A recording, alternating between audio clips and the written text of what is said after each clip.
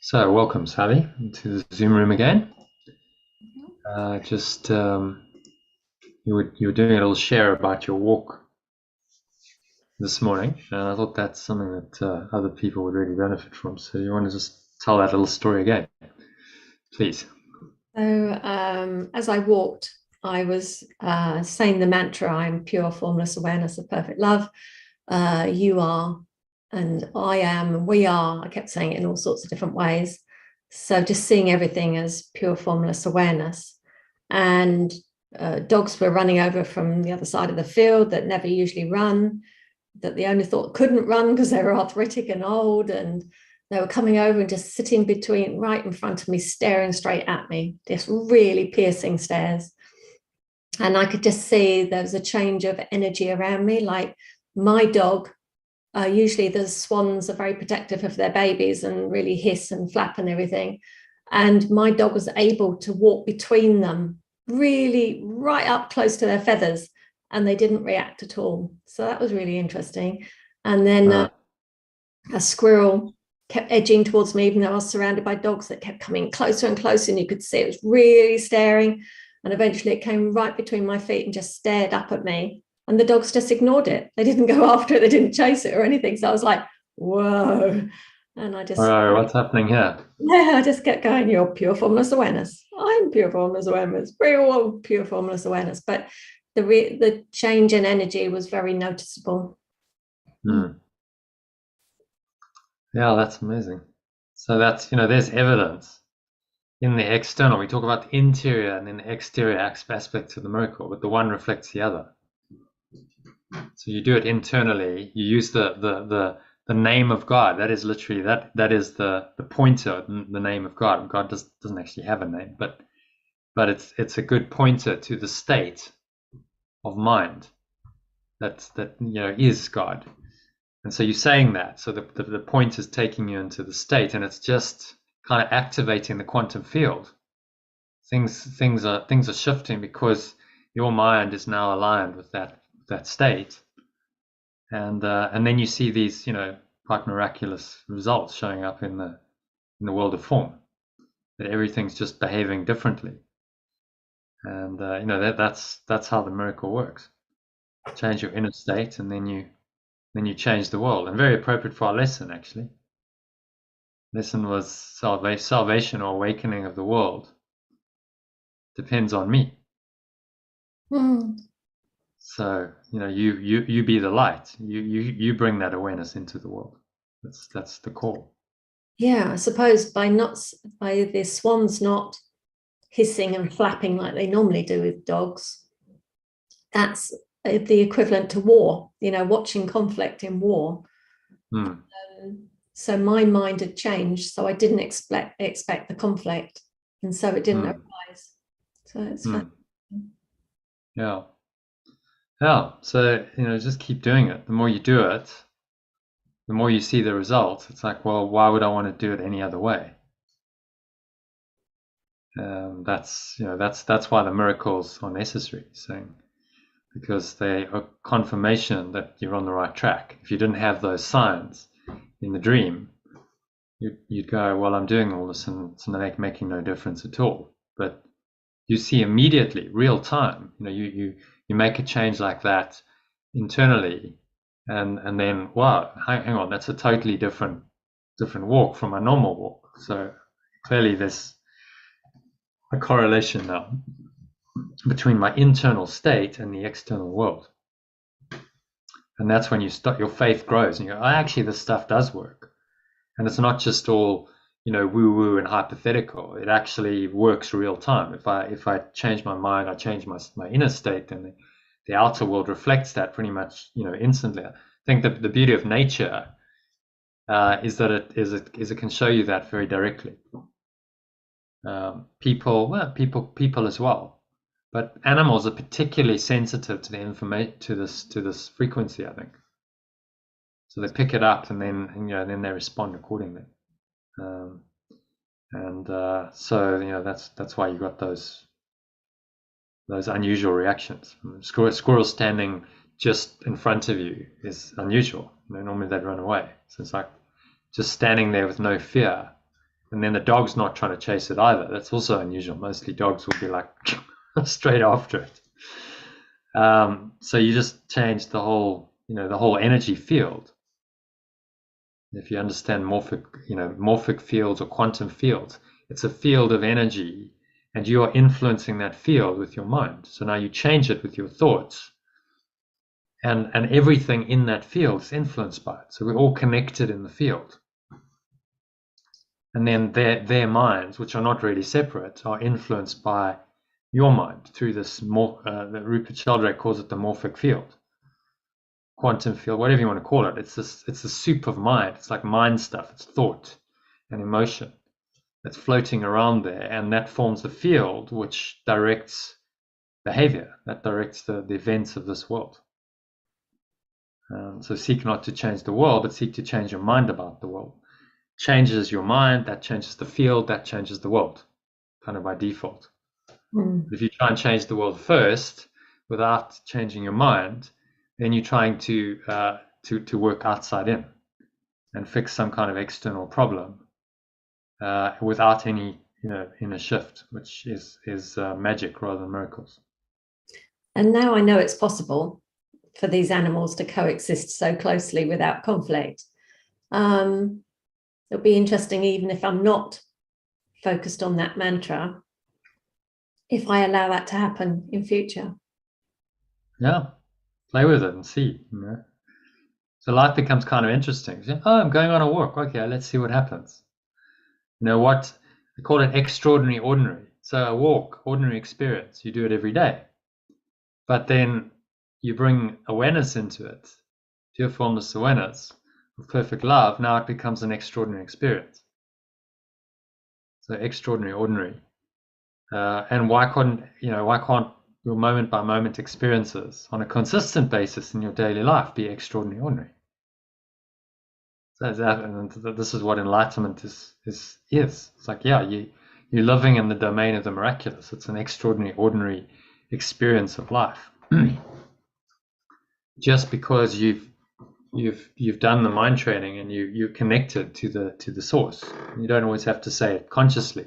Ideally, what that energy field would just be with you, and it's just going to resonate whether you say it or not. That's where you want to get to. But maybe you need to say the mantra a few times to kind of kick you into that, and then just feel like. So I guess the art of it would be to go. So if I say that, and like today, you go, okay, how did it feel when I was doing the walk? What sort of state was I in? Because that's really what's changing the quantum field. It's not the words themselves. You could say those words all you like, and if there's no internal shift in awareness, then nothing's really going to happen. It's thought and emotion that change it. So the words then just become the catalyst for that change. So the name of God itself is not sacred, but the effects that it can have if it changes your state and you go into that kind of holy sacred state, that's then what becomes the miracle, and that becomes the reflection of the sacred. So play with it. Tomorrow go and say, okay, well, let me try not doing the mantra, but I'll just try and enter that. So we'll maybe do it for a few minutes, enter the state, and then go, okay, if I just stay in that state of open awareness, pure formless awareness, what happens? See if it's different from today. Of course it's going to be different, but how different? And following day you could try something else. That's kind of interesting. Life becomes, it's a game in a good sense. Okay, so I'm just playing with this stuff, and let's see what works, let's see what doesn't. It's all kind of playful and quite inspiring, rather than oh no, I'm scared to get it wrong, or fear, or none of that. It's just like, oh, go and try it out and see.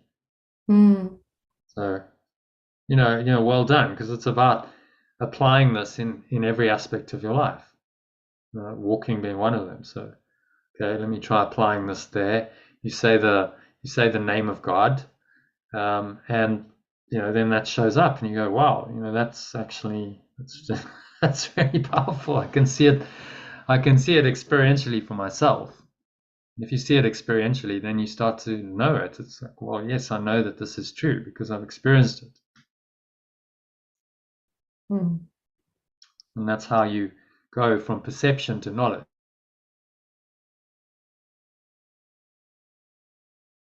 So instead of believing it, rather than just a belief, but that's a process of, okay, you believe and then you do something and then you get an experience, and that strengthens your faith. And so it's starting to move from a belief to a, no, that's not just a belief anymore. That's an absolute truth. I know it to be true, and that's knowledge. So then you move from perception gradually, through your life experiences in the perceptual world, to knowledge, where eventually you don't need those kinds of experiences anymore.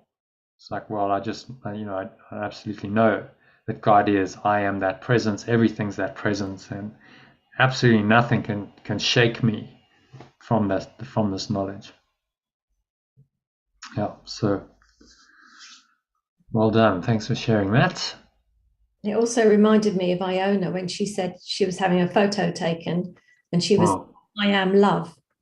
And I found that very inspiring. I'd kind of got that in my mind as well, that I'm not a fan of having my photo taken, but to be able to have that reference point when you're in a situation like that is, it's a good tool, and it's a good reminder of who we are. Yeah. And so simple, it's a simple affirmation. I am this. And yet so powerful. Why don't we use this all the time? Why don't we go, I am love, or I am pure formless awareness of perfect love? If you have a couple of seconds more, why not say that to yourself and just set your energy into that vibration, and allow this quantum field effect to do its work. So this is part of the awakening, to go, well, yeah, actually I can do that. I can do that. I have the power to change my mind, and then that's going to affect the world around me, and I can live in the domain of the miraculous, and I can have an extraordinary ordinary life. And it just requires a little bit of effort, just to say a little willingness to say, yes, okay, I'll do this, rather than just revert to the default program of the ego. So thank you for that. I'm going to try saying more of that affirmation myself. I am pure formless awareness of perfect love, or just I am love, because it definitely does something to one's energy field. I had a profound experience on a workshop where they reveal you reveal your essence identity, and just remember the feeling from those 3 words, I am love. Just quite extraordinary, the state that I went into when you really deeply immerse and feel what those words mean. It takes you into a transcendent state of awareness, very much an altered state. So why can't you just get glimpses of that? Maybe not as intense as that, because it was the end of a whole workshop, and there was music, and it was a formal end of a retreat kind of thing.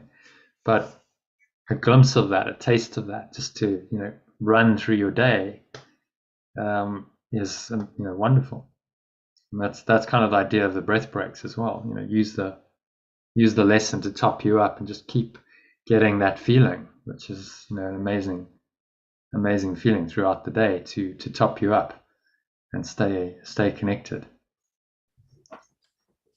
Okay, so anything else to share, or otherwise I'll share my screen. Let's have a look at today's inspirational quote. It's a little bit of commentary on it, and then into the lesson, and we might have some time for the text. The reality of loving God is loving him like as a superhero who actually saved you from stuff, rather than a Santa Claus who merely gave you stuff. When I read that this morning, I thought, saved us from stuff. I had a bit of an issue with that, because we're only saving ourselves from our own mind, aren't we? There isn't really save us from. Yeah, we translate saved into awakened. Awakened you from stuff. Okay, yeah. You do the translation. There's a direct quote, but I suppose I could start translating people's quotes, which is a bit cheeky, really. But who actually saved you? So if you translate and say who actually awakened you from stuff, well, Yeah. that changes the meaning, doesn't it? Mm. Yeah, it does. It awakened you from stuff, from the material stuff that you're attached to, and said, no, this isn't really important. Actually, this God, pure formless awareness of perfect love, will awaken you from all of this meaningless stuff, the trivia of the world. And not that it's not about giving you more stuff. It's actually about transcending it, awakening you from it. I think that's what he really means. Just perhaps expressed, well, saved you from stuff. I suppose the superhero analogy, what does a superhero do? A superhero saves people. So it's like, a superhero will save you or awaken you from the hell of your separate identity and the world it's created. But we need to be the superhero, don't we, of our own lives? Yeah. So this presence, I mean, it's not personal, but this presence, this pure formless awareness of perfect love, is the superpower that does it. It's not an entity as such. And again, he's using a quote with a concept like superhero to point to something that's beyond the personal. But you get what he's trying to say. It's a superpower that can save you, awaken you from all of the stuff of your life, all of the drama of your life, the material world, the attachments to the material world, and everything that holds you to this world. This is what this power can do, rather than give you stuff. It's not about, oh, please God, will you give me this? Will you give me this? A lot of people at a lower level of consciousness think that God is some kind of vending machine. You can go and pray and please God. I was listening to, I don't know, it was an ad. I didn't think it was an ad, but apparently Deborah said it was an ad. And there's a song by someone saying, "Please, oh please, Lord, will you buy me a Mercedes Benz?" And it was actually an ad for Mercedes, uh, which I didn't realize. But this is the kind of, I want a Mercedes Benz and I want this and I want that, and that's a total misinterpretation of what God is. If you do that, the mind is powerful. If you really focus on manifesting stuff, you can. We've all used the law of attraction, and you go, oh, that worked. But if you go into pure formless awareness of perfect love and you access that state, you go, wait, this is like another level, isn't it? Mm. It's not like I need, and so therefore I'm going to attract what I think I want. What you did, the experience you had today, transcends that. It's like I'm the presence, and then stuff just shows up. I'm not trying to attract that or manifest it. It's just the world responds to me in this different way, and it's love. It's not about what I can get. What can I get from the world? That's the mindset of the normal kind of law of attraction. I need to get stuff so that I can be happy. That's the underlying assumption behind all of it. Is I need to get this stuff because then I'll be in a better state and I'll be happier. But that's an assumption that one needs to really question. Say, is that actually true? Because actually the evidence shows you that it's not true. You keep seeking and seeking and trying to acquire more stuff, more possessions, more achievements, whatever it is externally. Evidence shows you that that's actually going to make you more and more miserable the more you indulge in that. So the assumption behind that that whole paradigm needs to be questioned, which is kind of what the quote's doing. This superhero power will save you, will awaken you from stuff, rather than give you all the stuff your ego thinks you need. I interpreted save you from stuff as like being attacked from the outside, but when you say awakened, that's definitely changing your mind. So Yeah, completely different. yeah. But you see how the translations work. Mm. Like if you just change that word, the whole quote changes. It changes your perception of the quote, doesn't it? Mm. So that's the power of one word. If you translate a key word like save to awaken, then then that changes the meaning, and you see it differently. So awaken you know, and you can interpret it on different ways, as you can everything. But awakened you from stuff. For me, it's like, okay, that's actually what he means. I don't know if that's actually what he meant. Probably, I don't know what his original intention was, but you can interpret it as that. Awaken you from the stuff of the world, the trivia of the world, the emotional drama stuff. All of your, people call their stuff just my stuff. It's the baggage, it's the drama, it's the egoic stuff. And maybe that's what he's referring to. Okay, so you want to carry on, read the next couple paragraphs. We all stopped believing in Father Christmas when we were about 7 years old.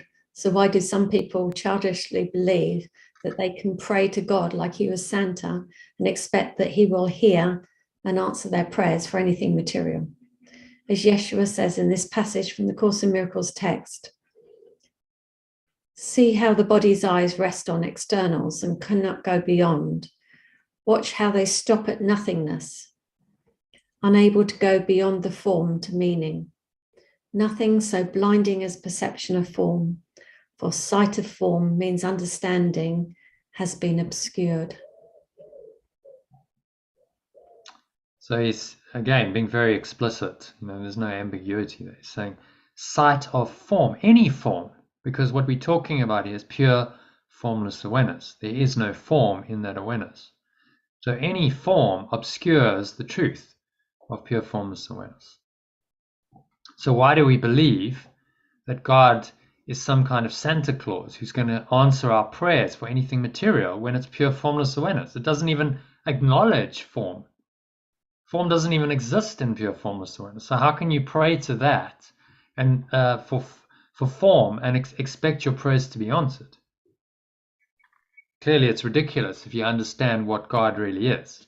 If you misunderstand God and you think God is interacting in this dualistic world and he's some kind of father figure who's going to hear your prayers and give you what you want, then yes, that seems to be justified. But that concept of God is false.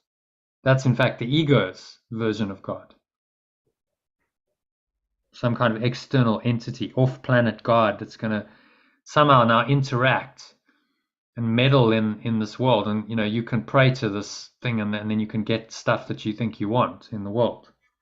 It totally demeans the pure formless awareness of perfect love and degrades it into an egoic framework, which then means that it's no longer what it is. It's become a false god, and cannot really help you. Even if you pray to this God, you use the law of attraction, and you manifest stuff, it's not going to make you happy. You can play around with this manifestation, and then at some point, if you do that, you're going to go, well, am I really any happier? Or actually, has it not really made, it hasn't really made much difference, to be honest. It can give you a temporary thrill, maybe. We're talking about the other day with Yad, the thrill, the excitement can give you that, but then the high is going to be followed by a low. So, now I feel low in comparison. Then what people do is they go, I want the high again, and I think I have to buy stuff, acquire stuff, or achieve stuff in order to get the high. And so they get addicted to buying, acquiring, achieving stuff to get the temporary rush, and then they have the come down, and then they start the cycle all over again. And that's addiction. That's why people get addicted to shopping and achievement, and because they get a chemical rush, and it feels good temporarily, but it doesn't last. It's not sustainable. And then there's always the downer, and so, of course, we live in a society that panders to these addictions. I mean, retailers love people who are addicted to shopping. It's their best customer. They would like everyone to be addicted to shopping because you're going to spend more money on stuff you don't really need. So the world is set up to enslave us, and it's only our true awareness, pure formless awareness, that's going to free us from the enslavement. Okay, so move on to the next with the abundance of presence. It was funny talking about Christmas in August. It was actually, I did it last year, and then So it was just before Christmas, and I might repeat the message before Christmas. But I was like, actually, it doesn't really matter because the majority of the message, Christmas is just a symbol of the Christ. So I decided to just keep it rather than have to discard it or rewrite it. With the abundance of presents and food available to most people at Christmas, which are all perceptions of form, it's worth remembering the real meaning of Christmas, which is integrally connected with the meaning of today's quote. Christ is the one self we share, our true self that always connects us with God, which is pure formless awareness of perfect love that gives us the external gifts of love, the eternal love, not external, gives us the eternal gifts of love, peace, and joy by comparison, with which the temporary material offerings of the ego pale into insignificance. Okay, any thoughts on that? It's funny that I said external gifts. Well, we've just been talking about the external, so that's probably why. But yeah, maybe that's just the external gifts, because this is what the ego gives us. It can only give you external gifts and say to you, oh, this is actually going to make you feel happier, which is a lie, because it's not a sustainable source of happiness. It never really wants you to find love, peace, and joy, because those undo itself. So why would it want you to find that? And so you start recognizing these material offerings. They really, don't cut it. They're just illusions, and they cannot match the deep love and peace and joy that you can experience. That is possible to experience. So you went on a walk today. You have an experience. I mean, can anything material really compare to that? It's a different order of reality. How do you compare? It's like comparing comparing apples to a Christmas cake or something. I mean, it's a different order. It's a different order of reality. Yeah, to me, buying something in the form, it feels kind of dead energy. And the energy that I experienced with the dogs gleefully running towards me with great big grins on their faces is absolute joy. It's just really, yeah, priceless. Yeah, and you can't really put a price on that. You can't. There's no stuff in the world that's going to give you that. No matter how amazing it is, you win $1 million, you probably wouldn't have that experience.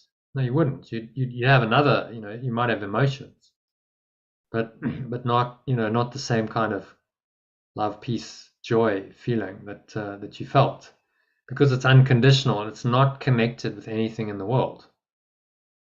The pure formless awareness of perfect love just is, and then you see its reflections in the world. So we're talking about yesterday the frame and the picture and so on. So there, you have pure formless awareness, the remembrance of that frames the entire walk. And now you have the experience. So you get images and things, showing up in the picture that's been framed by pure formless awareness of perfect love.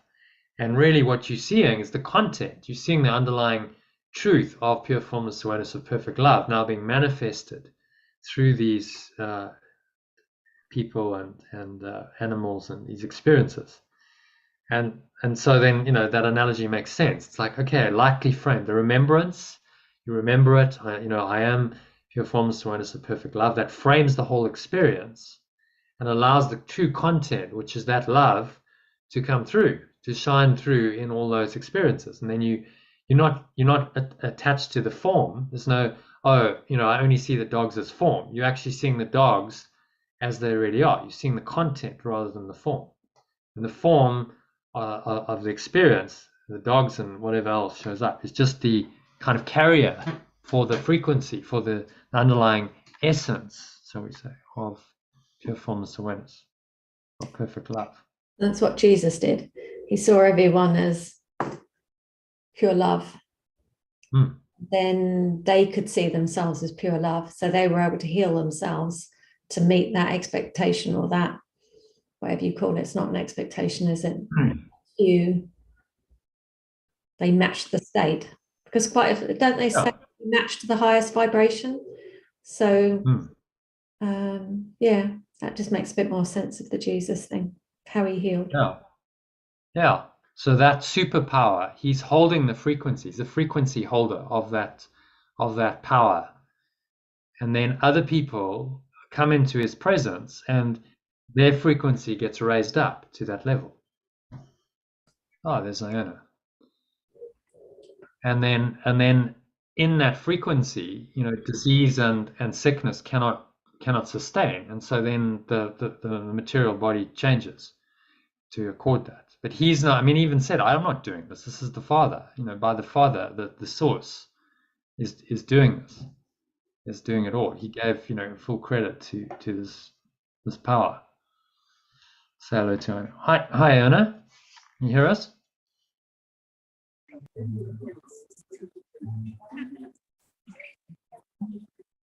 Yeah, no.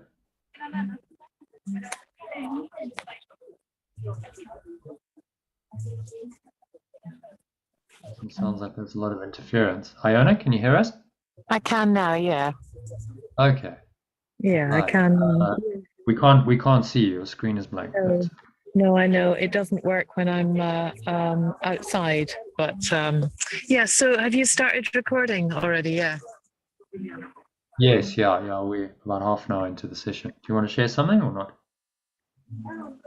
Yeah, I would actually. Yeah. Okay. We're listening. Oh well, I don't think it's for YouTube. So okay. I'll and I don't want to interrupt your sesh. I'll go back home and join in on the video. Yeah. Yeah. Okay. Yeah. All right. See you soon. All right. Okay. See you bye. in a few minutes. All okay. Right. Bye. Bye. Okay. Bye. All right. So. Is it not possible to pause the live on YouTube? I don't think it is. Once you're doing it, you're doing it. I can stop it, but then it stops. Then it's if I start a new recording, it's a new video. So sadly, I could pause it on Zoom, and then I could upload it. But I do it like this because then it just saves so much time. It's like it's already there, it's immediately there. So it sounded like bubbling up. Yeah. Well, maybe I only can share it in another session. Okay, so where were we? Christ is the one self. We've done that. Apparent insignificance. Okay, so happy to move on. The birth of Yeshua. The birth of Yeshua, who identified himself totally with the Christ or the true self. We share to unite his mind with that of his father or source, symbolizes the remembering of this self and the letting go of all other beliefs. So that's the symbolic meaning of his birth, and I think that's been lost sight of, as a lot of things with Christmas have. So he symbolized the person who's awakened, he's united his mind, he's become the Christ, identified himself only as this true self, and he symbolizes this possibility for all of us. So we can all do this. We can all attain this state of mind, rather than him being the one and only Son of God who's come to save us all. And we can't possibly attain that state because we're not the Son of God. That's kind of the implication of the traditional Christian interpretation. They say he's the only Son of God. Well, what about all the rest of us then? So we're not sons of God either. So what are we then? It's kind of bizarre. I've never been. It doesn't really make sense, does it? Okay, so he's the Son of God. So what are we then? Oh no, well, we sort of children of God. Okay, so son, children, like we're the same, surely. If you actually start picking that thought system apart, there's a whole lot that really doesn't make sense at all. Which is why a lot of people leave the Christian religion. They go, it just doesn't stack up, doesn't make sense. So there's all these inconsistencies that can't be explained. But if you look at it correctly, from a non-dual perspective, and with the help of something like A Course in Miracles, then you can see it correctly, and you can see how to correct those errors quite clearly. Okay. Okay. The fact that we have created a festival that focuses on giving material gifts and consuming copious amounts of food and alcohol, which lower rather than raise our vibration, our level of true awareness, just shows that the ego will try to hijack even the most spiritual of occasions and use it to convince you that you are a body and not the immortal self or Christ. So, what was meant to be a celebration of the realization of the Christ identity and its promise of eternal life beyond this world becomes a celebration of the ego's false identity and the desires and addictions it uses to perpetuate itself. Yeah, celebration of ego. And sadly, that's what Christmas largely has become. There's still, I mean, in anything like that, there's always the potential to reinterpret it. And there is a sense of there's a time for rest, there's a time for connection with others, and so if you see it that way, it can become a very spiritual occasion for you. But the way most people seem to do it is not spiritual at all. So okay, we do presents, lots of food, lots of drink. Yes, there's family, but often people really struggle at Christmas because the interactions with family members can be quite stressful. Suddenly your family's coming together and the ego's kicking off and there's all kinds of drama, and a lot of people get depressed at Christmas because everyone seems to be so happy, which is often an illusion. But that's the illusion that is shown on TV, and everyone's like, oh, la-di-da, we're so happy. And then people just go, well, I'm totally out of it. I just can't feel that. And then they get even more depressed. So it was actually a pagan festival originally. And then it got hijacked by the church. And they went, okay, well, we'll kind of graft this new idea of Christ. And, we're going to celebrate Christ's birth during the time of this pagan festival. So they didn't have to kind of have another festival. They just hijacked the existing one because people were already celebrating it. And so it's a strange mismatch, isn't it? Of kind of, you've got the Christ and all of that going on in the nativity story, and then you've got holly and mistletoe and, pagan feasting, and Father Christmas gets thrown in there as well, which is completely from another tradition. It's just a jumble of like symbols. It's really rather a mess. Until you look at it truly and say, well, what does it really symbolize? It symbolizes the Christ's birth into the world and the awakening to that presence, in the possibility of awakening to that presence in everyone, as demonstrated by Yeshua. So, if I see it that way and cut out all the other rubbish, then it becomes meaningful.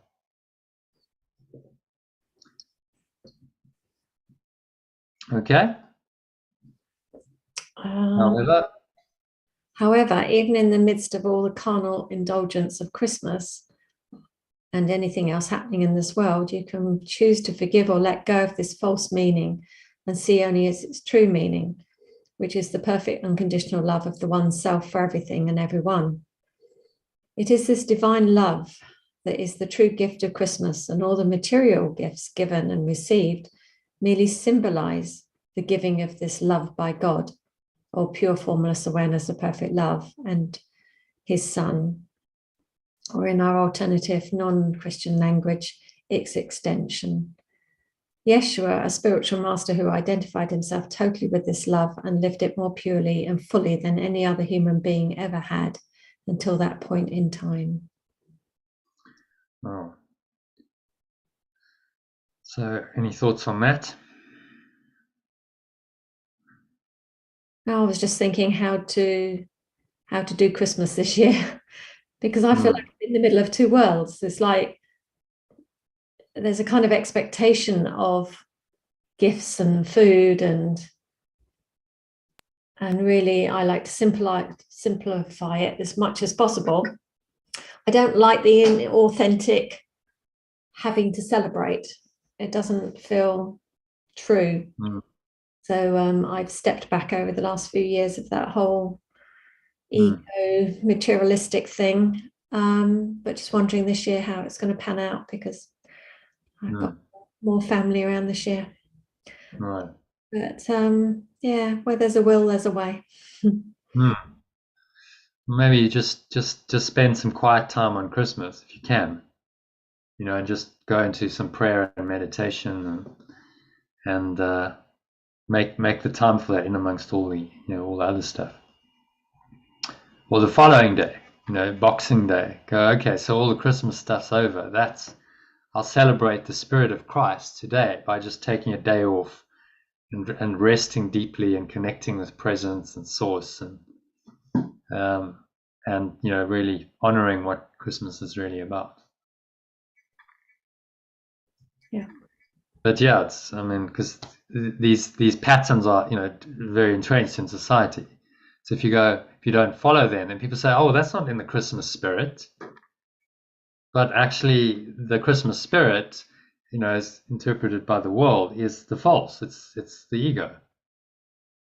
It's the false spirit that's come and hijacked the whole festival and made it into something that's not actually authentic to what Yeshua lived and taught. Yeah, it's very strange how everything is geared around Christmas. And all it is one big meal on one day of the year.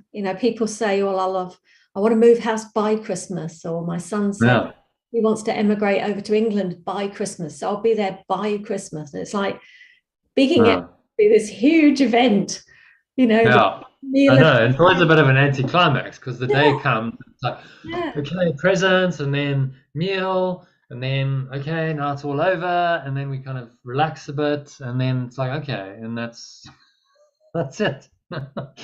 Another Christmas gone, another day gone. I was like, what was the big deal, really? You had a nice meal, and as adults, often you don't even get presents, and it's just like it's a kid's thing. So what was the big thing? But that again, the ego's hijacked and gone, oh, something to look forward to. We get all hyped up, and then the event arrives. And it's like, oh, I'm actually a bit kind of deflated and disappointed because it didn't live up to the expectations. Even though I've done this 50 times before. You've been alive 50, 60 years. Like, okay, I've had 50 Christmases before, so I kind of know the drill, and yet every year it's like, oh, no, this Christmas will be different. Talking about what Yeshua was talking about in yesterday's text reading, why would you think that it would be different, having experienced it, over and over and over again? So yeah, just try shifting and saying, well, let's change it, change the mindset. It's really about celebration of the Christ, the one self, and honoring that in myself. And that's an internal process. That's deeply connecting and then seeing that in everyone else. So, there's the unconditional love as well, component, and see what happens. Give it to the spirits and go, okay, you do Christmas for me this year, and see how that goes. Yeah, cool. And for sure it'll go a little differently. You'll be like, oh, okay, that was interesting. Okay, will do. Well, so this is perfect because it's preparation for the yeah, it seems like a far away, but it happens quickly, doesn't it? September, October, no, it's just like, and then suddenly you're there and you're like, what happened to the last 4 months? Okay, so the next one is this love that will save you. It is this love that will save you from all the sin, guilt, fear, attacks, sickness, and death that the ego has invented, and give you superhero powers like Yeshua had to save others from their own nightmares merely by teaching them the truth of who they really are. The miraculous thing about this loving presence is that not only does it lead to an experience of total love, peace, happiness, and gratitude, but it can also give you inspired ideas that can profoundly change what you do in life, and even more importantly, how you do it. I just got an inspired idea when I was reading that. I'm just going to write it down. Really? Okay. What to do at Christmas. Okay. Yeah. So it does. Yeah. Okay. That's how it works. And so there, maybe I must change that next time. To save others, to awaken. You saving or awakening others from their own nightmares. That's really That's really the process.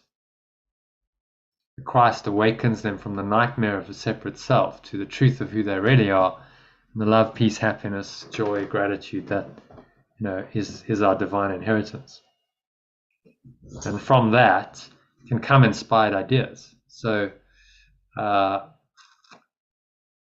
I've found, a lot of my best ideas come when you're quiet and you're still. You're not necessarily trying to find a solution. It's just something pops in, and it's really this power now taking form.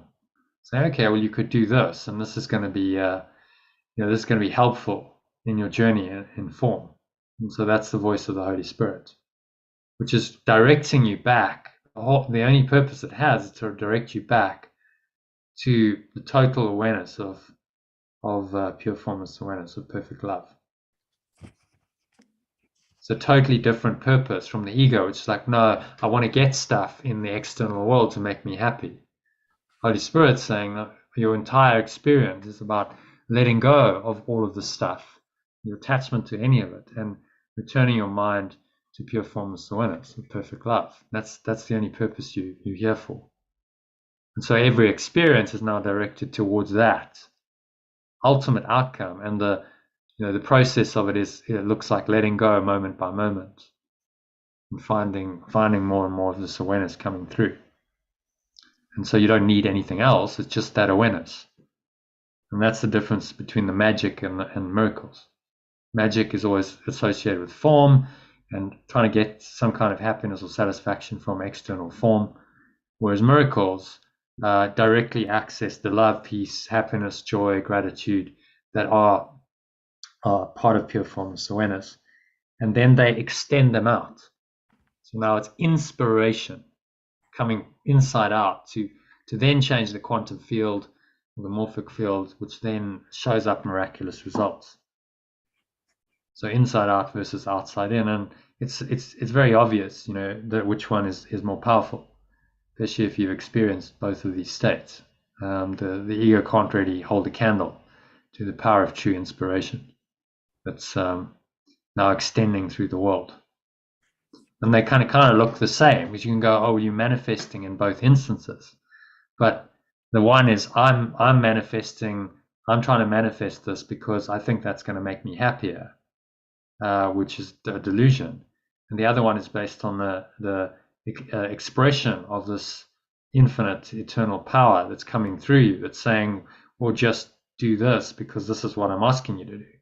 And there's guidance, not because you have any ulterior motive or any particular outcome in mind. It's telling you what to do, and so you become the servant. You're being directed, guided by this power, rather than being self-directed. So that's the primary difference between magic and miracles.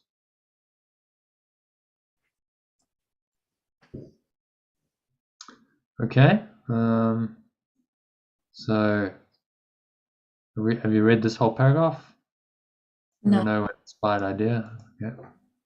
I was just getting so many inspired ideas. I've just been scribbling them down, so it's been working. Okay. Good. You never know when an inspired idea will completely rock your world can come. But one thing's for certain, these life-changing ideas do not come when there's no room for them in your mind. So take time to rest, relax, and give the inspired ideas that will free you from the ego's extremely limited and limiting ways of being and functioning, and allow the space to arise and develop in your mind. So just spacious awareness, really. It's another way of looking at pure formless awareness. It's like a space, an emptiness, an openness in your mind to allow stuff in. So instead of saying, magic would say, I want this, I need this, now I'm going to try and consciously manifest it. This is the opposite process. It's saying, create the space, create the openness, let go of everything. So, you're an empty vessel. You're not attached to anything. You're not desiring anything. And then allow and see what shows up in the space. And then the Spirit can give you, these inspired ideas that are way beyond your ego, because your sense of separate self is no longer there. You've emptied it all out for that moment anyway. So that's inspiration, the openness, the spacious awareness, allowing it in, listening, taking the guidance. That's inspiration. versus motivation. I need this. My mind's already, convinced that this is what I want and I need. Okay, now what do I need to do to manifest it? And then you go down the path of conscious manifestation. But your mind is fixed and set, and there's really no openness to another idea. You fixated on that particular one. So if you wanted something specific, you might argue, well, yes, law of attraction is going to work better, but then the truth is you don't really want anything specific. Whatever specific thing you want is a false idol set up by the ego to persuade you that somehow salvation lies outside of you. So, with inspiration, you realize I don't really want this. I don't really need this. All I want to do is the will of God, and I don't really know exactly what that looks like. So I'm just got to be open, totally guided, moment by moment, to what I should do, where I should go, how I should behave, and you tap in and you listen, and then you're an instrument for this power to work in the world, and it can use you to do extraordinary things like Yeshua did, extraordinary miracles, healing, potentially manifestation, just not conscious. He says, miracles shouldn't be under conscious control because they're prone to be misused then, and then they don't become miracles anymore. They're magic. So you just let go of all of that, desire for anything external, and surrender. Say, okay, I don't know. You show me. What should I do? Where should I go? What should I say? Moment by moment, and then you truly open and in the spacious awareness, and then anything can happen. You really are in the field of infinite possibility there, because pure formless awareness of perfect love is infinite, isn't it? So it's like infinite possibility. It's the blank slate within which anything can happen, and there's no predefined, I think this should happen. Because if you think about conscious manifestation, law of attraction, it's very limited. It's like, no, I want that, so I focus my perception on that, and my mind has now defined it and limited it. So my mind is, by definition, I'm in limited awareness when I do that. Whereas if I'm in spacious awareness, I'm not putting any limits on it, so anything could show up. And then you allow that, and you surrender to a higher intelligence. It's like, well, it'll give you what you really need, not necessarily what you really want. So you might get something that doesn't look great. It could be a challenge, difficulty, but it's actually what you need to awaken. And if you're mature enough spiritually, you recognize that. Say, yes, okay, this is what I need to awaken. So I accept that. I no longer want the trinkets and the baubles and the baubles going on. And I said once to someone, how is it? And I said, no, quite challenging. And he said, oh, I'm sorry to hear that. And I said, well, don't be sorry, because the challenges are necessary to grow. It's the only way that you really grow. So we need to be challenged in order to spiritually grow, which is the whole point of our lives. So don't be sorry. But that's an unusual. It's probably an unusual response. Most people would go, well, I'm being challenged, that's a bad thing. No, it's a good thing, because the challenge makes you realize who you really are and what's really important. Okay, so speaking of challenge, if you're doing this ideal spiritual schedule, you'll automatically be allowing this more spacious awareness to arise. The Art of Letting Go program is designed to let go of the clutter and allow this spacious awareness in, and whatever spiritual practices you're doing, facilitate that. And then, speaking of challenge, you might want to just set yourself a challenge for September, which you're about to go into, and say, okay, well, let me try and follow this daily schedule as closely as possible. I think you suggested this, actually, didn't you? So you might want to set a challenge for people. So follow it as closely as possible, 30-day challenge, and let's see what happens by the end of the month, and see what shift can occur. So set yourself a personal challenge and see what happens. So here we are in the lesson, in the live session, which brings us to the lesson for today. So if you can read that, I'm not a body, I'm not a body, I'm free, for I'm still as God created me. I'm not a body, I'm free, for I'm still as perfect love extended me. Salvation of the world depends on me. Awakening of the world depends on me. So what comes up for me is, it makes it sound like the world, actually it's changed a bit in my head now, because we're just changing our view of it, aren't we? Our view. Mm-hmm. So it's only in our mind. So our awakening changes our view of the world. It's not so much awakening the world, is it? It's awakening our mind to see the world differently. Yeah, exactly. Awakening is a change of perception, change of perspective based on what we want to see, based on a fundamental desire. So if you recall, I mean, maybe I'll show you this instrument for peace again. Just get this going. Day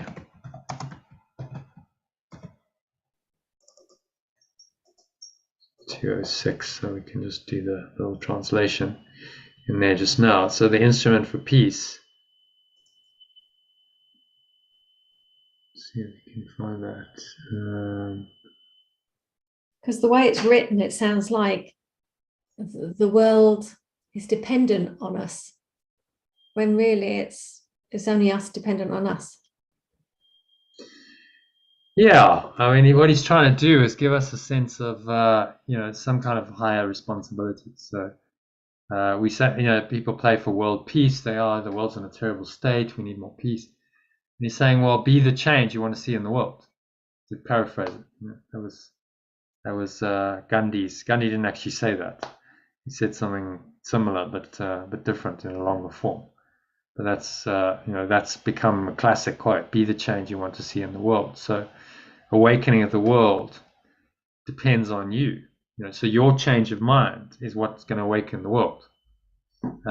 Yes, you're one person, and there's 8 billion people. So, practically speaking, the ego is going to go, well, that's ridiculous. How can that be? But from a deeper spiritual level, it absolutely is the case, because without your change of mind, will replicate it across the entire human population, would change and awaken the world. So in the end, you have to go, well, it comes down to me. The buck stops here. And am I going to be the one who's awakening the world right now? Or am I going to be the one who's keeping the ego in place? And my decision is then the decision to awaken or not. It comes down to my personal decision. What other people do, well, that's their decision. You can't change that. But awakening of the world depends on your decision. If you don't decide that, then the world's never going to awaken, because everyone's got to awaken to this truth. Everyone is going to at one moment in the end. So if you deny this presence, then you're saying no, the awakening is not going to happen, and the full awakening won't happen as long as you remain in the ego. So in that sense, the awakening of the world does depend on you, but it takes a bit of reinterpretation, doesn't it? Mm.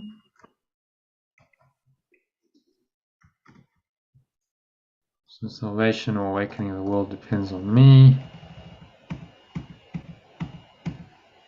And we've got I'm not a body, I'm free. So any other thoughts on I'm not a body, I'm free? That changed anything for you?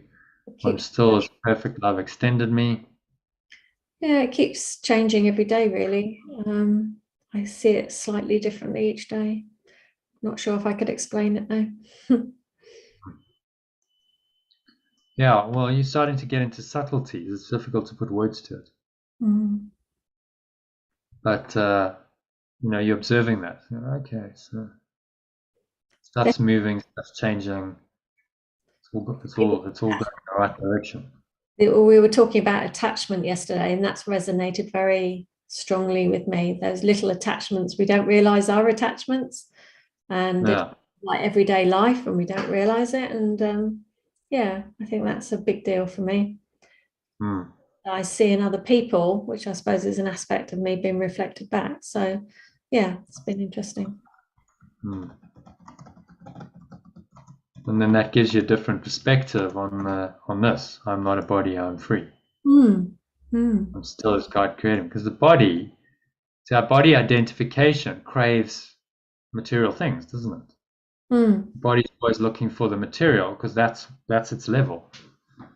It's really the mind that's doing it. You know, when people say my body wants this, my body needs this, it's nonsense. It's not true. It's your mind. Your mind associated with the body. But that shows the level of unconsciousness. If you say that, because you're actually saying I'm a body and not a mind. So you got to be really, vigilant for those kind of slips, because the ego loves you to think you're a body, and the body has some kind of will of its own, and Mm. that you're not a mind. Because if it keeps you away from the mind, then it keeps you as far away as possible from where you'll find salvation or awakening, which is in your own mind. If you don't even believe you have a mind, you believe you're a body, then how can you ever wake up to who you really are? This is the ego's logic. So how does hunger work? You know, if you're thinking about food hunger, Mm-hmm. which is a craving, a lack. So you want Mm-hmm. some physical illusionary thing in your body to let go of this feeling inside of you. Mm-hmm. Feels like a lack. And then it satisfies for a short while, and then you have to do it all again a few hours later. And so Yeah. that mindset, that's just a thought pattern, that's just a habit, Yeah. Yeah. which I find fascinating. Yeah. He says all craving, all needs in this world are a reflection of the scarcity principle. They all reflect this lack on which the ego is based. So the idea we need food in order to survive and live as seeming bodies in this world is based on the ego's idea. It's a dependency. There's a lack. Oh, and then I don't have food, so now I can be without. And so the whole thing is dependent on the idea of lack. That's why often in spiritual practices they say fast, because you realize, well, actually I'm okay without it. I don't need all this food all the time. So, and I don't need to feel deprived, and I don't need to feel hungry. And so you kind of rewire the mind body. I've done quite long periods of fasting, 9 days, 10 days, and after a couple of days, it's just like, well, I'm not really bothered by the eating. It's fine. So you get used to it. At some point, given that that this is now hardwired into your system, if you don't have that energy on that level, you're probably going to struggle. But then maybe not. I haven't tested the breatharian idea. There are people who supposedly have been breatharians for many years, and they're fine.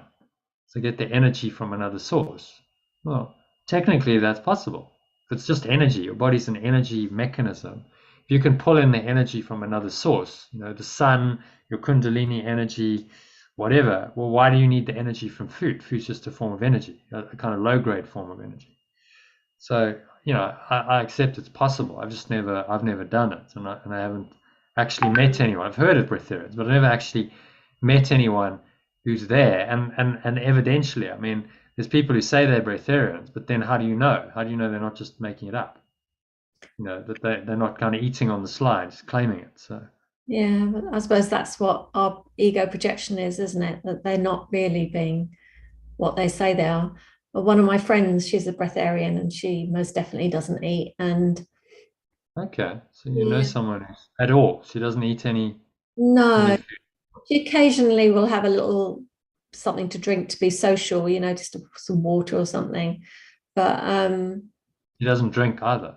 not normally, no. So she just went on a 2 week, I don't know what they call it, initiation or something. And she came out, she didn't tell me she was going on it. She just came back and she went, by the way, I'm By the now way, longer needing to eat.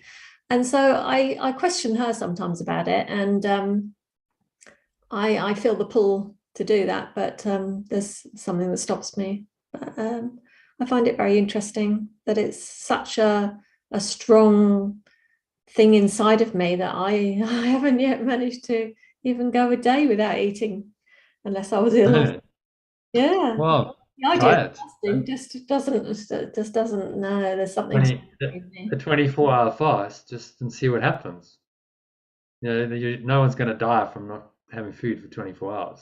It's just No, I get a kind of kickback. So if I don't eat one meal, the next day I feel really I want to eat a lot more. So there's something in me that I haven't sorted yeah. yet. Well, that's he's saying all these supposed the actual quote, and I'm just recalling it now, was that all seeming appetites of the body are actually restatements of the scarcity principle. So Yeah, it's all about this underlying belief in scarcity, and now you have an appetite and a desire. Oh well, I'm physically hungry, but you're not really physically hungry. The truth of the matter, it's the mind that's now, yeah, it's seemingly identified with the body that's interpreting a sensation in the body as hunger and going, oh, now this is what I need. And that program can be undone, as your friend has obviously gone down that route and other people have. And I kind of play with it. Yeah, I can go for a day or two without eating. I try to avoid any these days any kind of, okay, I'm going to do a 10-day fast, because that's quite kind of rigid and ritualistic. I did that and it was useful, but it's like now it's more like, okay, flow. If I don't particularly have food, then it's okay. I'm not too bothered. I'll go for a day or two without food, or eating very little. A spoon or two of peanut butter does wonders. It just like kind of sits there and fills a little bit of that hole. And so you just flow with it. And then if there's food, then I'll eat. I'm not going to go, oh, I'm a breatharian. I'm not going to eat, especially if you're living with people who are not necessarily wired up this way and don't want to go that way. It's going to be pretty antisocial. It's like, no, I'm breatharian, so they're having a meal. Now you sit down for a meal and you're sipping water. It doesn't work so well in the social construct. And I think Yeshua ate. So I think there's a kind of, okay, we'll just flow with it. It's not really about what you're eating or not eating. He said it's not about what you're eating. mm, It's your thoughts that make you unclean. It's not the food. There's no like bad food as such. I mean, yes, I suppose, if you're eating terribly, that's going to affect your biochemistry. But spiritually speaking, you're saying, well, it's all about your thoughts. So, pay more attention to those than all the rituals of food. Oh, you can eat this food because this is clean, and you can't eat this food because it's unclean. His society, they had all these rules.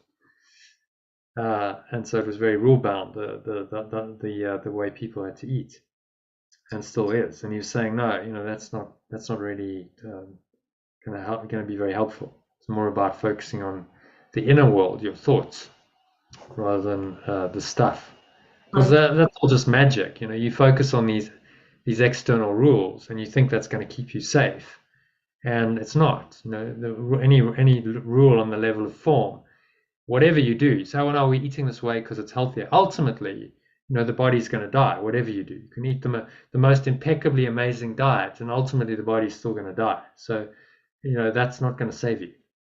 Only a change of mind is really going to save you or awaken you. Yeah, I think I'll do an instrument of peace on eating just to see what the beliefs are. I'm more interested in the beliefs underneath it that makes me Yeah. to. I mean, So I'm not trying to strive for it or anything. It's just if it naturally happens, but there's obviously something in my makeup that might be yeah. forcing the belief in a body and ego that I don't want. Well, I found, when I started fasting 10 years ago, something, because I hadn't done it, and it's like a little bit, first time, 24 hours. Well, I've never done that. It's like a little bit going into the unknown.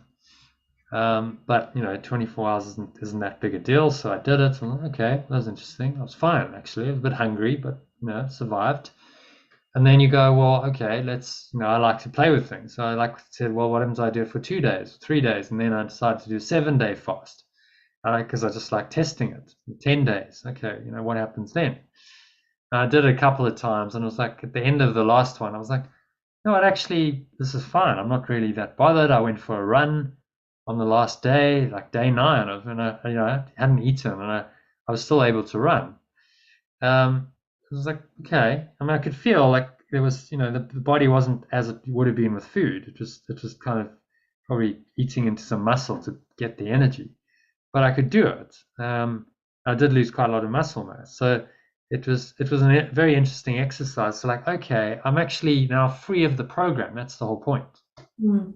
I don't have this like I have to eat every few hours. I'm free of that program, which is the idea. So you do it until you break the program. And I was like, okay, well, I can go back to eating, but I'm not really attached to it. I can do it or not do it. If I fast for a day or two, that's okay. It doesn't really bother me. It's just, okay, well, there's no food, so I'll just go without for a bit. So I'd encourage you, give it a try. Say, okay, I'll do a 24-hour fast, see what comes up, because in the fast, It will come up. then obviously it's going to trigger stuff to come up. So that's why it's a good spiritual practice. It's going to trigger, in the retreats that I've done, we do fasting for 24 hours because it's another process. It's going to trigger people, and stuff can come up, and that's what you want. And then you can process it. So then the stuff comes up, and you can then process it and deal with it. So maybe after Christmas would be a good idea. So on having gorged on the Christmas day, like Boxing Day, okay, I'm going to do from Christmas Day evening to the next day, I'm going to fast and see what happens. And that's kind of then that could be your authentic Christmas. Okay, I'm actually going to go the other way, because Christmas, the Christ is really the spirit of letting go of all the worldly attachments, not indulging in them more. So and then see what comes up. Mm. And work with it. Do an instrument of peace or meditate, or but yeah, that's a deep-seated belief that we need food. Mm. For most people, it's a deep-seated belief. Oh no! If you don't have food, this is not a good thing. It's dangerous for your health. And my family are like, oh no! If you don't eat every few hours, it's dangerous for your health. I'm going, well, actually, the research shows quite the opposite. That intermittent fasting is very good for you. To eat and then have a break for like a period of time, quite a long period, like 16 hours, and then eat again. That pattern seems to work very well for the body. Mm. And longer periods of fasting can work too. You're certainly not going to become malnourished or die in a couple of days of fasting. So the evidence, but then that's just the program. That's their program running and saying, oh no, that's just what I believe. That's just a belief. It's not anything based on any kind of evidence. Mm. So give it a go. Try and see. I've always been like, okay, I'm up for trying. I'm the guinea pig. Let me try this. If it's a modality like fasting, I've never tried it. Let me try it and see what happens, and see if it works. And then I can know it experientially, and then I can teach it because I've done it and I know it, and it's like, okay, so yeah, I kind of understand this. Otherwise, you can't really teach it or comment on it because you haven't done it. Mm. See what happens. Do a 24-hour fast, and you might go, oh wow, that was amazing. I really got something. You probably get something quite profound out of it. Yeah. Spiritually. Yeah. Okay, I've forgotten why I was going to show this diagram. So Anyway, I'm going to use that diagram. I'm going to use it for delaying meals and see what happens, and then work into a full day, days, and see what comes up, because there is obviously quite deep-seated in me about that. Yeah. Well, it's body attachment. So identification with anything I think I need on the level of form identifies you as a body and then as a separate self. And so that's why these programs are so sticky. And the ego doesn't want you to let go of them, because that's how its identification works. Now, if you're eating, then it keeps the identification as a body going in your mind. Oh no, I have to eat every few hours. So it's a constantly reinforcing. I'm a body. Oh, and without food I might die, and all this kind of stuff.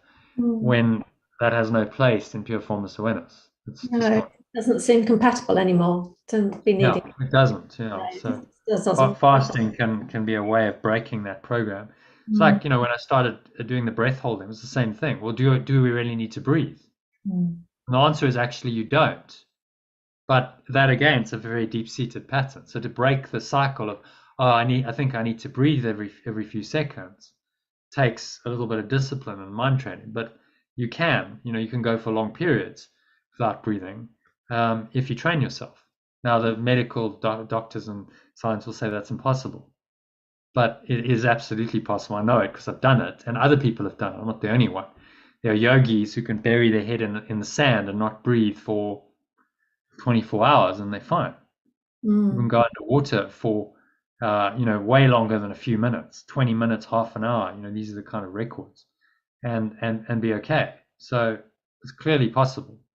So you start transcending the limits of the body and of this world, and saying, actually, there's something more than that.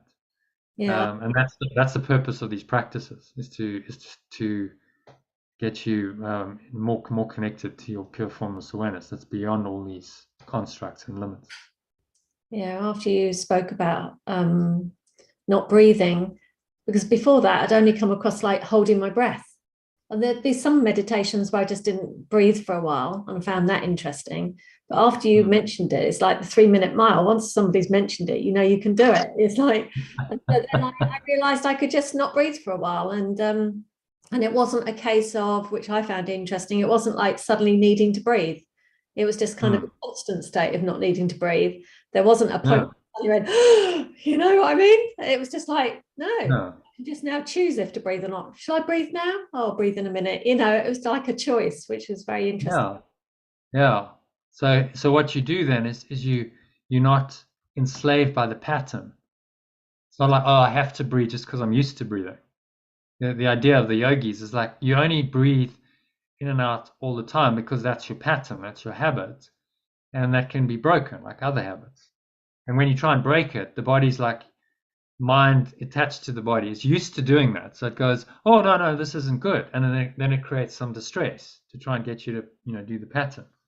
But if you're willing to go through that distress and just go, okay, I'll just hold the breath, and you do fine. I got to states of mind where it's just, I'm just kind of chilling out here. I'm not breathing, but it's not a problem. I'm just quiet, I'm calm, I'm peaceful, and I don't need to breathe, and it's actually very peaceful. Sort of not breathing kind of opens up a gap in your mind into some kind of pure formless awareness. I found it's like just okay, you're transcending duality. If you think about it, breathing in breath, out breath, that's duality. Well, in the hold, in the gap between breaths, you're going beyond that. It's like there's no movement, you're just in the stillness. So naturally that would tend to activate pure formless awareness in your mind, and it does. So I'd find I can sit for half an hour and not breathe, and it'd just be like, wow, that's just so peaceful. The point is not to not breathe and, oh, I'm so special because I can't. The point is you get a deep experience, deep connection with pure formless awareness in that, and it's really a beautiful spiritual experience, and the breath holding just facilitated that experience. Okay, so awakening of the world depends on me. Then there's a little bit of teaching here. So I'm entrusted with the gifts of God. Do you want to read that? I'm trusted with the gifts of God because I am his son, and I would give his gifts where he intended them to be. So alternatively, I am entrusted with the gifts of perfect love because I am his extension or its extension, and I would give its gifts where it intended them.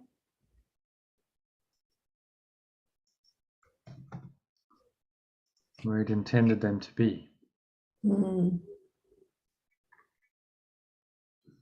So again, reading the alternative. Just ask yourself: does that do anything else? Does that change the feeling of it? Yeah, the first one's just in my head. The second one is a sensation in my body, around my heart. There's more connected feeling. Yeah. Well, that's why we do the translation. So the words just point you to the experience. And the problem with these words, they could do if you interpreted them as you interpreted these, but we've got conditioning and programming around these, haven't we? I am his son, God. This kind of language for a lot of people doesn't activate this heartfelt experience because of their conditioning around it. So The easiest way is just change the name, change the words, and then maybe at some point you can read the original, kind of almost do the translation in your mind and have the feeling anyway. Yeah. Okay, so any thoughts on that? Entrust of the gifts of perfect love, because I am its extension.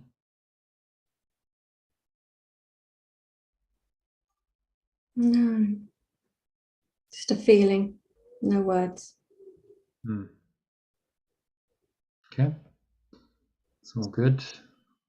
So more and more, as you'll see in the second half of the course, this is what he's emphasizing. He's saying it comes down to feeling and experience, and the words are brief and short to point you to that experience, to just direct you into that experience, and then you sit in that experience for the time of the practice period.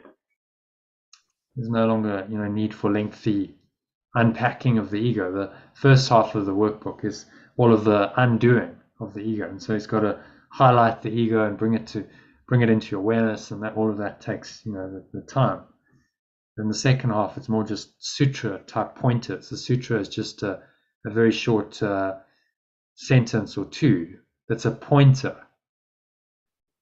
to the truth, and just gives you access to this deeper experience, which is where we're going with this course in the next few months.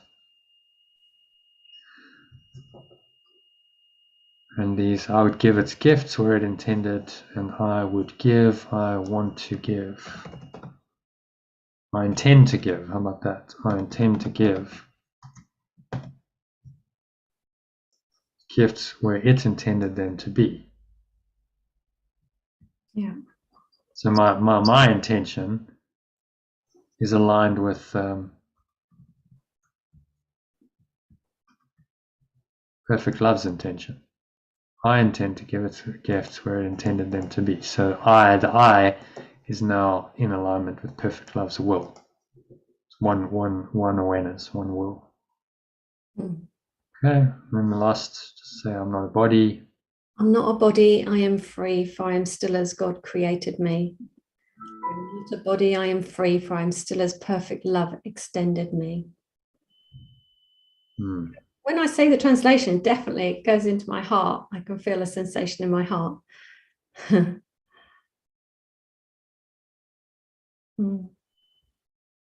that's the point. It opens the hearts, and so if a pointer, a word does that, then use it. Why wouldn't you? It's working for you. So hence this whole project of translating, because I think once we have a full, complete translated version of Course in Miracles, it might just allow many, many, many more people to access this wisdom and benefit from it. It would just be enjoyable. It'd be much more enjoyable to read, though, wouldn't it? Even if they weren't particularly following the whole story, just the feeling of it is so much more beneficial. Yeah, I think so. We must have it on an Audible book as well, the translated version. Yeah, well, all of this, stay in the community, because all of this material needs to be produced, and it's a large job for one person to do it. So we're doing this together.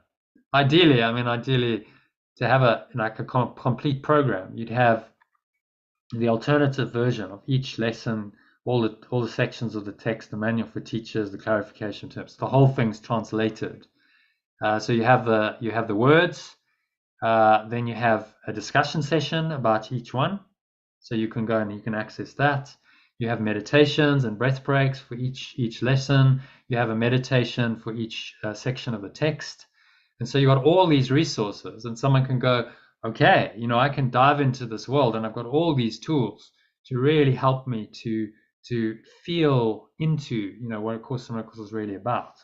Break through the barrier. And if you just read it, you read the original, it's like so many people just like, I'm not penetrating through the language here. I can't get the feeling, and then they give up. So that's what it seems to be. I'm inspired to create with the help of mighty companions. And imagine a mobile app. It's like all that's in the mobile app. wow, it's so easy. It's all there. You got the alternative version, the text is there, the audio's there. Oh, I want to listen to a discussion, tap that, opens up the YouTube video. It's all there, in your mobile app, and that's going with you wherever you go. I don't think that resource doesn't exist yet, but I want to create it. So I think then it's like, okay, all the material, all the help and support is there. You don't really have an excuse not to do this program. It's a content-rich, really facilitated program to help you to do the course in 1 year. And I don't see why a lot more people wouldn't take advantage of that and do it, and awaken in the process. And then if you really the power of this, I mean, I've seen the power of referrals with you. If you really have a deep connection and spiritual experience, you just want to tell people about it. It's like, well, how can I not? So then you've got this whole viral marketing referral stuff going on. Anyway, well, we'll see. It's all happening organically. So I feel like I say that I've been in another community. I'm not now, but I was in this other community, and they put their Audible books. What they did is everyone read a different chapter, so everyone took. Okay. And that's something about the energy of the person reading it brought different things in different energetic forms. So I found that quite interesting. But yeah, the Course of Miracles would be a long book to put into a Audible book, wouldn't it? But yeah. Well, it's all doable. Once we've done the translation, it's iterating this. So it's like you're never going to get this done in a month. It's like, okay, you iterate it. I mean, I'm 4 years into this, and it's 8 iterations on iterations. So you iterate it. Like next year, end of next year, and there's gaps in it because I haven't done the translation for a lot of the text. But pretty much the lessons are going to be done at the end of this year. So next year maybe we do the text, and then it's like, okay, once it's all there, you can then do the Audible book, the auditory. You can record it. Maybe I think that's quite a good idea actually. Different people to get different people to read it. So it's a community. This is produced by the Art of Letting Go community for anyone in the community, and that could be extended to the entire world. You could give it away free or some of it free and say, well, there's a taster, come and join us, join the program, and this is just a taste of all the resources that are available. So yeah, the next few years are going to be interesting. So yeah, any further thoughts on this lesson? No. Yeah, happy with that. Yeah. So shall we do a meditation on it? Can I just nip to the loo first? Yeah, no problem. And then you said you had to go off at past. Yeah, that would be ideal. Thank you. Okay, so we'll do a 25-minute med, and then we can end the session there. All right, so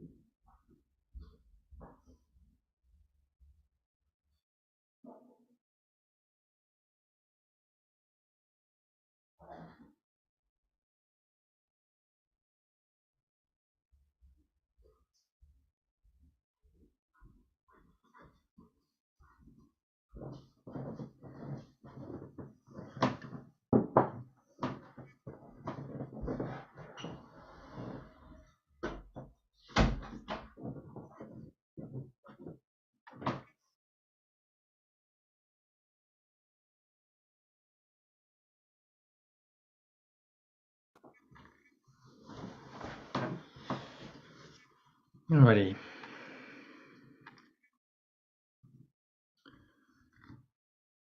Okay, so let's just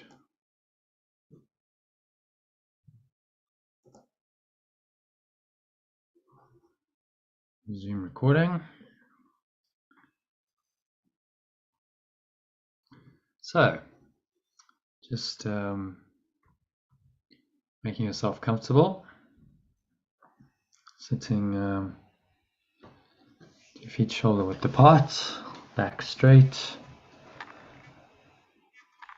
Cup your hands in your lap, close your eyes, and start off by taking a nice deep breath in through the nose.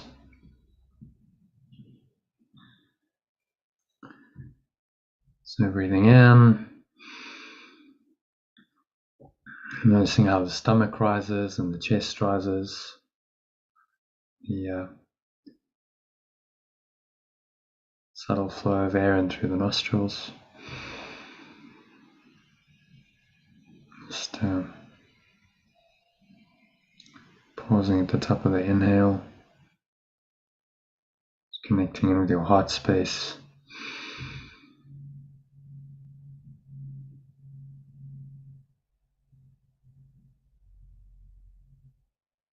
So scan your mind, notice any thoughts, any emotions, any sensations going on, particularly anything that feels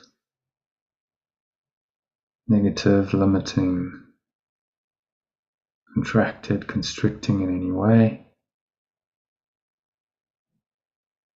Remind yourself of today's lesson to help you to let it go. So I'm not a body, I am free. Free of all the limits the body seems to impose, all the bodily sensations and sense perceptions. For I am still as God or perfect love extended me. I'm still as perfect love extended me.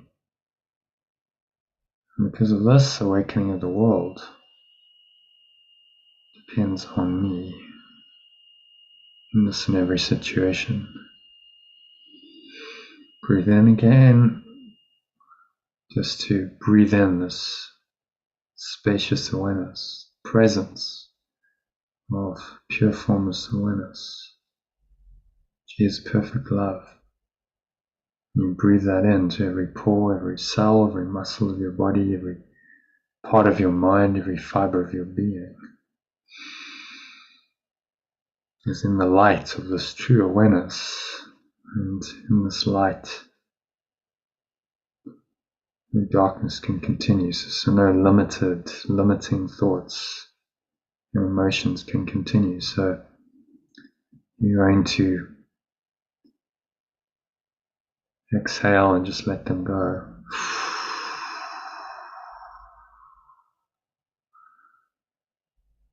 Just let them go into the nothingness that they really are.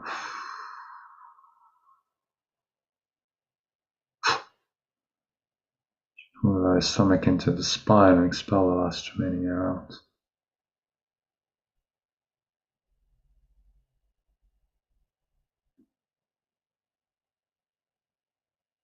Just rest here in the peace and the stillness, the gap between breaths for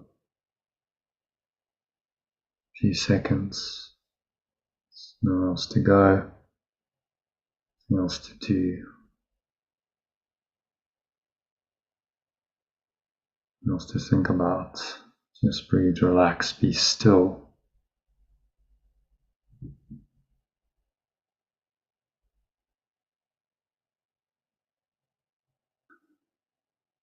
The Bible says, be still and know that I am God. So be still and know that you are pure formless awareness of perfect love.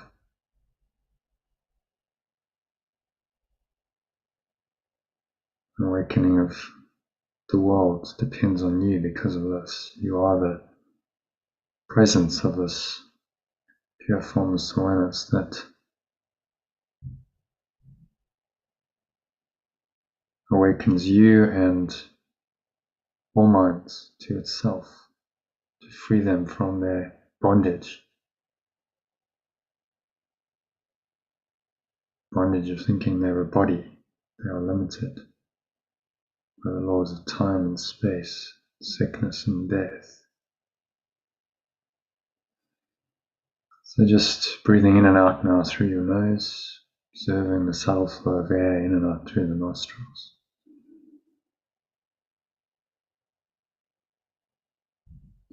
And step back and watch the breath. Notice how the air flows into the nostrils. Stomach and the chest rise as you do that. Pause at the top of the inhale. Just connect with the exquisite stillness in the gap between breaths briefly. Smile. Appreciate the empty, spacious awareness you've opened up in your mind. The gap between breaths, and then you exhale. Breathing out through your nose.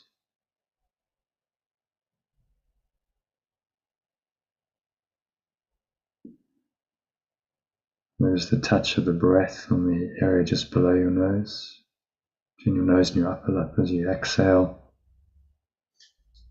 and again as you inhale.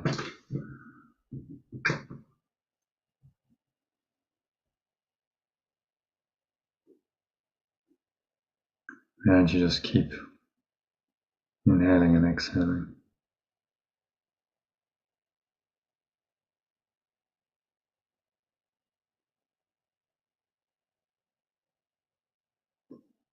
Observing the breath, putting all your attention on the breath. And each breath take you a little bit deeper, it's going deeper and deeper. Each breath into this still, calm, quiet awareness.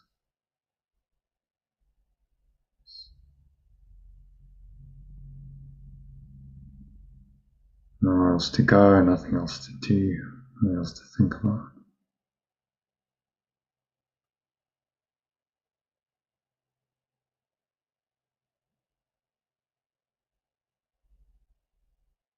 Just breathe, relax, and be still.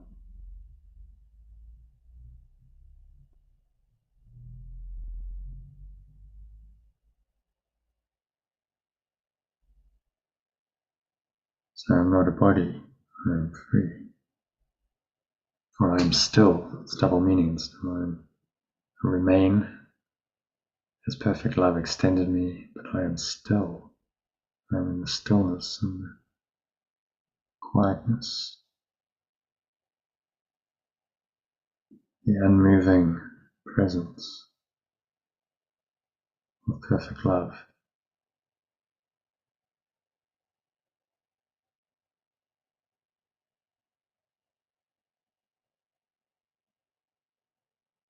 Nowhere else to go, and nothing else to do.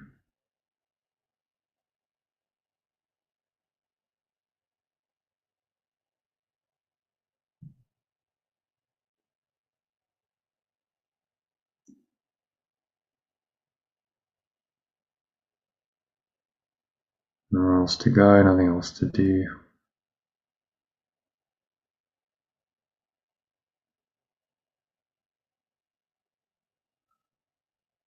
Breathe, relax, be still.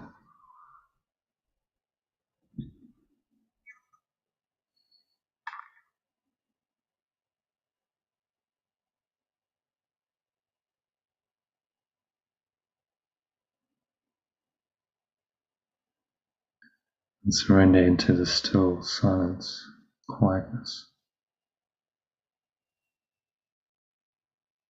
Let the pure formless awareness of perfect love speak to you in the stillness,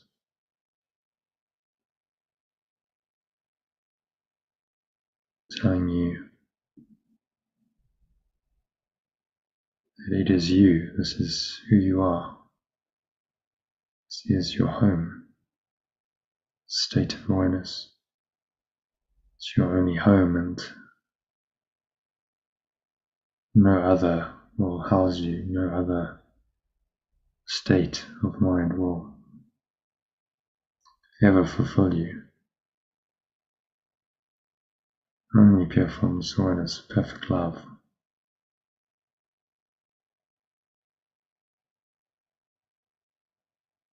It's going to work. So just sink into an acceptance of this. Accept that only this is going to work, and this acceptance is your awakening. And then your awakening is the awakening of the world, which is why awakening of the world depends on you. So it is said, so it is done. So just for a few minutes of deep silence, sink into this awakened state. Let the pure formless awareness, perfect love arise in your awareness. So your awareness and its are one and the same. You are the pure formless awareness of perfect love.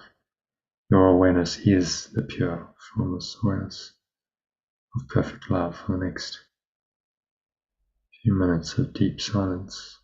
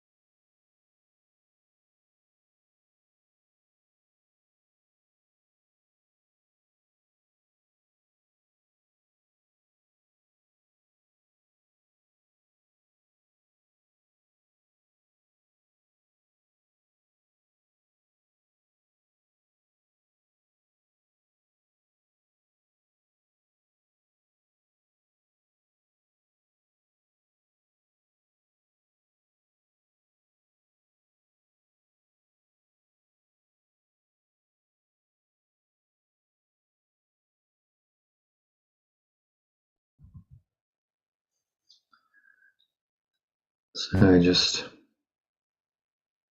gently coming back.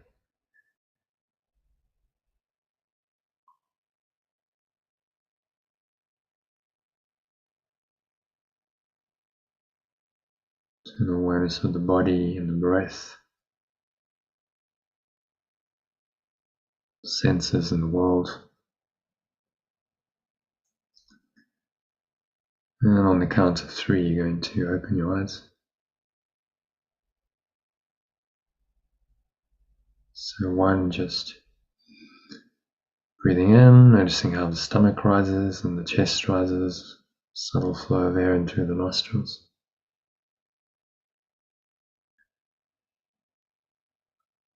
Pausing at the top of the inhale. Scan your mind again, just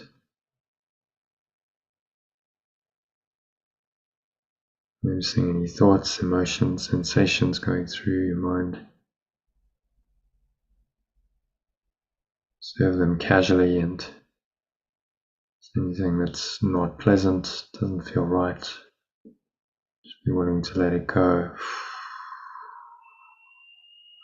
the help of your breath by breathing out. It's a natural letting go process that happens, letting go of air, but you're also letting go of the negativity, dropping it in, the nothingness it really is. Imagine you letting it go like a dark cloud, black smoke leaving you. Notice how as you exhale, the air flows out, the chest and your stomach suck back in gently. Come to rest.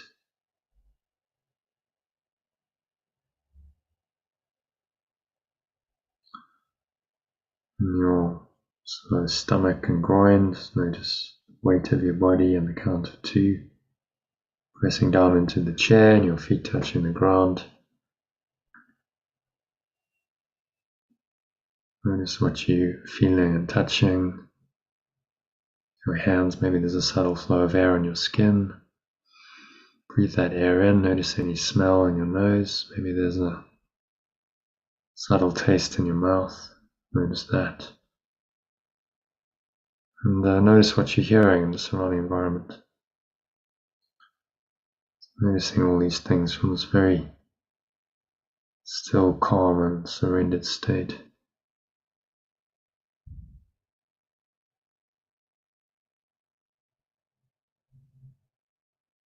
So this is pure formless awareness in action, just underlying presence beneath all your sense perceptions. So notice how you're feeling now, just very peaceful, very calm.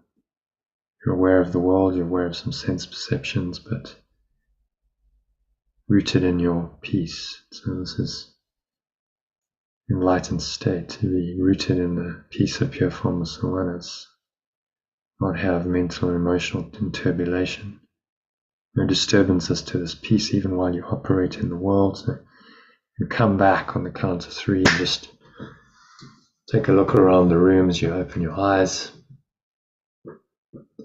And just take a minute to do a bit of mind training. So observe any object, pick it randomly. Just spend a few seconds looking at it and notice that this awareness that you had when your eyes are closed is really still the same. It's just this deeply peaceful awareness. And then look at something else. Any other object, don't make any selection. Select it randomly. Just let your eyes rest on anything and look at it for a few seconds and notice that it's really the same awareness. If you're not naming that object, you're not judging it, labeling it, the awareness is identical. So this is non-judgmental perception you're practicing here, beyond name, beyond form. Just staying rooted in your true awareness, because you realize that that awareness is the only truth.